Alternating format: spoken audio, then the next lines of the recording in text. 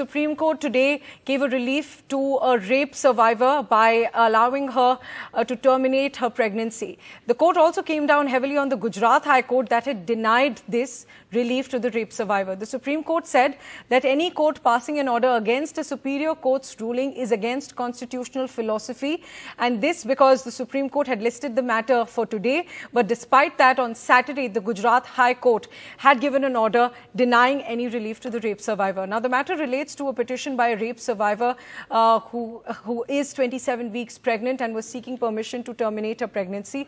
The Supreme Court's strong remarks came after the High Court had passed an order on Saturday, even after the Supreme Court had listed the matter for today.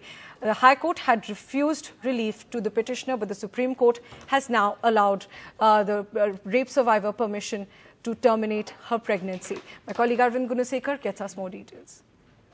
Supreme Court has allowed termination of pregnancy of a rape survivor after she moved Supreme Court challenging the Gujarat High Court order.